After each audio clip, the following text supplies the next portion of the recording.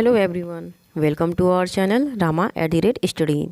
आज के इस टॉपिक में हम इतिहास के स्रोत को डिस्कस करेंगे। इसके पिछले वीडियो में हम उत्खनन और सिक्कों के बारे में डिस्कस कर चुके हैं। तो आज के इस वीडियो में हम अभिलेख, साहित्यिक स्रोत और विदेशी विवरण, ट्रेवलर्स रिकॉर्ड को डिस्कस करेंगे। तो चलिए चलते हैं अपने टॉपिक की ओर। इतिहास को जानने के लिए हमारे पास अभी तक बहुत सारे स्रोत मिल चुके हैं, जिनमें से कि अभिलेख एक महत्वपूर्ण स्रोत है। अभिलेख कहते किसे हैं, चलिए जानते हैं इसके बारे में। अभिलेख राजाओं या शासकों द्वारा खुदवाए जाते थे, जिनमें वे अपनी प्रजा को आदेश देते थे या फिर शासन व्यवस्था के बारे में जानकारी देते थे, और वे अपना जो भी विवरण होता था वे उसे मुहरों, पत्थरों, स्तूपों, मंदिर की दीवारों, ताम्रपत्रों इत्यादि पर खुदवाते थे। इन्हें ही अभिलेख कहा जाता है और इसके अध्ययन को पूरा लेख शास्त्र या एपिग्राफी कहा जाता है। इन्हीं अभिलेखों के माध्यम से हम इतिहास के बारे में जानकारी प्राप्त कर पाते हैं। हमारे संपूर्ण भारत में कई प्रकार के अभिलेख पाए गए हैं। पत्थरों पर खुदे हुए अभिलेख होते हैं, कुछ ताम्रपत्रों पर खुदे हुए होते हैं, तो कुछ दीवारों पर खुदे हुए होते हैं। बट इन पत्थरों पर जो अभिलेख खोदने का जो प्रचलन था वो दक्षिण भारत में बहुत ही ज़्यादा था। हमारे सिक्कों की तरह अभिलेखों को भी विभिन्न संग्रहालयों या म्यूजियम में रखा गया है। इनमें से जो सबसे अधिक अभिलेख पाए गए हैं वो मैसूर के संग्रहालय में आज भी सुरक्षित हैं। हमारे जो आरंभिक अभिलेख पाए गए हैं वे प्राकृत भाषा में लिखे हुए हैं, और जो बाद के कुछ अभिलेख पाए गए हैं वो संस्कृत भाषा में लिखे हुए पाए गए हैं। मौर्य काल, गुप्त काल के जो भी अभिलेख पाए गए हैं वो कार्पस इंस्क्रिप्शनम इंडिकेरम नामक पुस्तक में कंपाइल किए हुए हैं। हमारा जो सबसे पुराना अभिलेख है वो हड़प्पा सभ्यता का अभिलेख है, जो अभी तक पढ़ा नहीं गया है। यह अभिलेख लगभग 2500 ईसा पूर्व के माना जाता है। हमारे अभिलेखों में एक बहुत ही इम्पोर्टेंट अभिलेख है अशोक का अभिलेख। इस अभिलेख को ब्राह्मी लिपि में लिखा गया है और इस अभिलेख को पढ़ने का श्रेय सबसे पहले 1837 में जेम्स प्रिंसेप को दिया जाता है। जेम्स प्रिंसेप ने ही इसे पहली बार पढ़ा था। इसके पहले भी अनेक लोग आए, बट वो किसी भी अभिलेख को पढ़ नहीं सके थे। तो हमारा जो सबसे पहला पठनीय अभिलेख है वो अशोक का अभिलेख है। नेक्स्ट अभिलेख हमारा आता है हाथी गुम्फा का अभिलेख। यह अभिलेख कलिंग नरेश खारवेल से संबंधित है। ये देखिए हाथी गुम्फा, और इन्हीं के अंदर पत्थरों पर प्राकृत भाषा में अभिलेख को लिखा गया है। ये देख लीजिए, यह अभिलेख प्राकृत भाषा में लिखा गया है।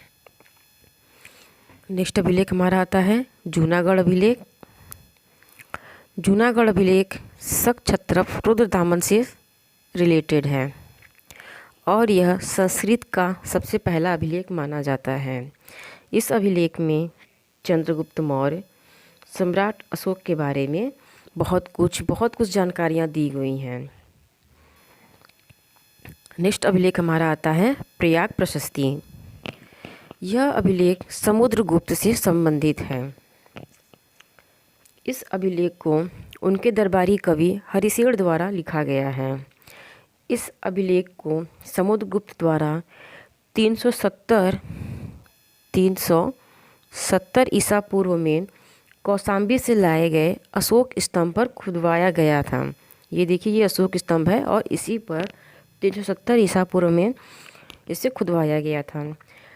इसमें उन राज्यों का भी वर्णन है जिन्होंने समुद्रगुप्त से युद्ध किया और हार गए। इस अभिलेख में समुद्रगुप्त के विजय अभियान का वर्णन है। उनके विजय का जितना भी वर्णन है वो इसी प्रशस्ति में लिखा गया है। नेक्स्ट अभिलेख हमारा आता है ऐरन अभिलेख। यह अभिलेख भानुगुप्त से संबंधित है। इस अभिलेख से ही हम यह जान पाते हैं कि हमारे भारत में सती प्रथा का प्रचलन था। इस अभिलेख में लिखा गया है कि भानुगुप्त के मंत्री गोपराज युद्ध करते हुए वीर गति को प्राप्त हो गए थे, जिससे गोपराज की पत्नी सती हो गई थी। गोपराज की पत्नी सती हो गई थी, इसीलिए इसे ऐरण का या सती का अभिलेख भी कहा जाता है। नेक्स्ट हमारा अभिलेख है ऐहोल अभिलेख, जो कि चालुक्य राजा पुलकेशिन द्वितीय से रिलेटेड है। इसे 634 ईसा पूर्व में कर्नाटक के बीजपुर से प्राप्त हुआ था। यह अभिलेख रवि कीर्ति द्वारा लिखा गया है और इस अभिलेख में पुलकेशिन द्वितीय के विजय का वर्णन मिलता है। अगले स्रोत में आते हैं, जो कि हमारा साहित्यिक स्रोत है। साहित्यिक स्रोत के अंतर्गत हम बात करेंगे कुछ स्रोतों का, जो कि बहुत इम्पोर्टेंट है। हालांकि बहुत सारे स्रोत हैं, बट हम इसमें कुछ के ही बारे में डिस्कस करेंगे। तो हमारा पहला आता है वेद। पहला हमारा आता है वेद। वेद 4 प्रकार के होते हैं: ऋग्वेद, सामवेद, यजुर्वेद और अथर्ववेद। ऋग्वेद, सबसे पहले हम बात करेंगे ऋग्वेद। ऋग्वेद तो सबसे प्राचीन वेद है और इसमें 10 मंडल और 1028 सूक्त हैं। इसमें ही 10 राजाओं के युद्ध अर्थात 10 रागे का वर्णन है। इस वेद में ही 10 रागे का वर्णन पाया जाता है। सेकंड आता है हमारा सामवेद। इस वेद में यज्ञ के अवसर पर गाए जाने वाले मंत्रों का संग्रह है।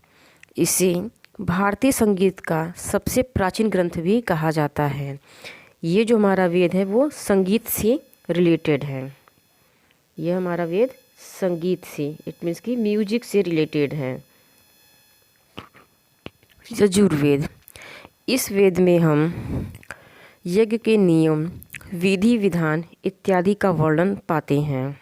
लास्ट हमारा आता है अथर्ववेद। यह वेद ऐतिहासिक दृष्टि से तो बहुत ही महत्वपूर्ण है। इस वेद में अंधविश्वास, रोग विवरण, राजभक्ति, विवाह व जादू टोना का विवरण बहुत ही ज़्यादा मिलता है। जादू टोना, सॉरी थोड़ा पेन में प्रॉब्लम है, इस वजह से अच्छी राइटिंग नहीं बन रही है, इसके लिए सॉरी।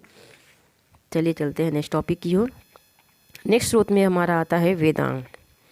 वेदों को पढ़ने के लिए 6 वेदांगों की रचना की गई है, जो कि 6 प्रकार के हैं। पहला है शिक्षा। ये हमारा वेदांग के अंदर है।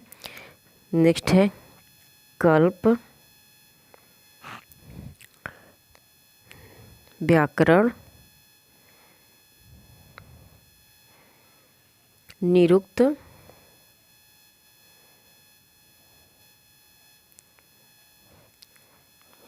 छंद एंड ज्योतिष।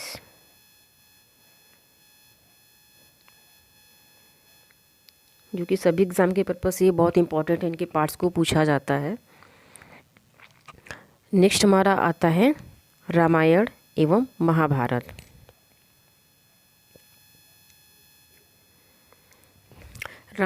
रामायण को महर्षि वाल्मीकि ने लिखा है। रामायण में लगभग 24,000 श्लोक हैं, जो कि संस्कृत में लिखे हुए हैं। रामायण में उस समय के भारत का सामाजिक, धार्मिक, राजनीतिक स्थिति का वर्णन मिलता है। नेक्स्ट हमारा टॉपिक है महाभारत। महाभारत को वेद व्यास मुनि द्वारा लिखा गया है। इसे स्टार्टिंग में जय संहिता कहा जाता था। सबसे पहले महाभारत को जय संहिता कहा जाता था।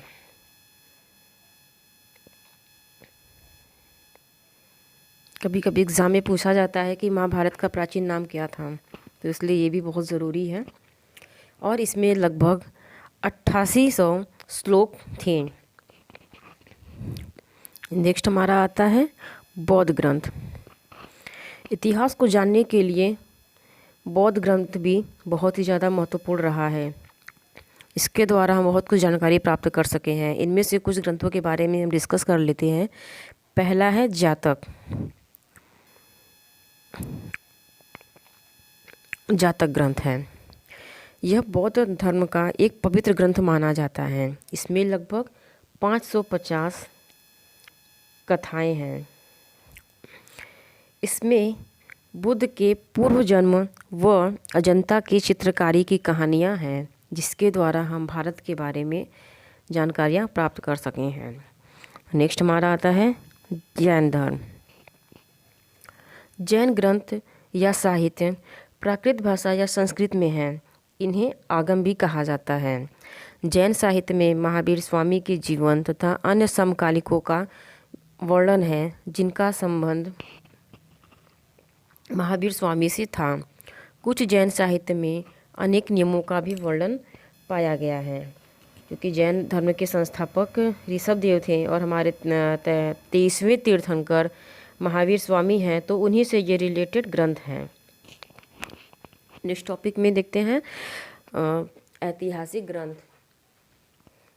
ऐतिहासिक ग्रंथ के बारे में जान लेते हैं, जो कि भारत के बारे में जानकारी देने के लिए बहुत ही इम्पोर्टेंट रहे हैं। तो उसमें से हमारा पहला है राजतरंगिणी, जो कि कल्हड़ के द्वारा लिखा गया है। इसके द्वारा हम यह कश्मीर के बारे में डिटेल में जान सके हैं। कल्हड़ ने राजतरंगिणी में कश्मीर के बारे में बहुत ही ज़्यादा कुछ लिखा है। नेक्स्ट है हमारा मुद्रा राक्षस। मुद्रा राक्षस को विशाख दत्त ने लिखा है। विशाख दत्त ने मुद्रा राक्षस में सिकंदर के भारत आक्रमण के बारे में बहुत ही डिटेल में जानकारियाँ उपलब्ध कराई हैं। नेक्स्ट है हमारा अर्थशास्त्र। अर्थशास्त्र को कौटिल्य ने लिखा है, जो कि चंद्रगुप्त मौर्य के गुरु थे। उन्होंने चंद्रगुप्त मौर्य के राजनीति व्यवस्था के बारे में अपने पुस्तक में लिखा है। नेक्स्ट है हमारा अष्टाध्यायी। अष्टाध्यायी को पाणिनि ने लिखा है, जो कि एक व्याकरण ग्रंथ है। ये हमारा है लास्ट है मालविका अग्निमित्रम, जो कि कालिदास ने लिखा है। कालिदास ने इस पुस्तक में पुष्यमित्र शुंग के पुत्र अग्निमित्र और उनकी प्रेमिका मालविका के बारे में लिखा है। नेक्स्ट है हमारा विदेशी विवरण। विदेशी विवरण के अंतर्गत हम कुछ ट्रेवलर के बारे में जान लेते हैं। हालांकि बहुत सारे ट्रेवलर आए थे, बट हम कुछ के बारे में ही बात करते हैं। पहला है वेनसोंग। वेनसोंग जो कि बौद्ध भिक्षु थे, वे राजा हर्षवर्धन के शासनकाल में भारत आए थे और उन्होंने अपनी यात्रा का या इंडियन एक्सपीरियंस को अपनी पुस्तक सी यू की में लिखा है। ये उनका पुस्तक है, फेमस बुक है। इसमें उन्होंने अपने पूरे ट्रैवल को लिखा है। सेकंड है हमारे फाहियान। ये भी बौद्ध भिक्षु थे। ये भी उन्होंने भारत के बारे में अपनी पुस्तक फोक वाकी पुस्तक में लिखा है। थर्ड है प्लिनी। ये एक यूनानी लेखक हैं। इन्होंने भारत के बारे में अपनी पुस्तक नेचुरल हिस्ट्री में लिखा है। अल मसूदी अरब देश से आए थे और उन्होंने भारत के बारे में जो कुछ भी लिखा है वो उनकी पुस्तक मजबूल जहाब है। फिफ्थ है अल-बरूनी अरब यात्री थे और इन्होंने अपनी पुस्तक तहकीक ए हिंद में भारत के बारे में लिखा है। लास्ट है इब्न बतूता अफ्रीका के मोरक्को से आए थे और इन्होंने भारत के सामाजिक, धार्मिक, राजनीतिक व्यवस्था जिसके बारे में भी लिखा है वो उनकी पुस्तक रेहला में संकलित है। आज के लिए बस इतना ही। अगर आपको हमारा वीडियो पसंद आया हो तो please like, share and subscribe करना ना भूलें। Thank you.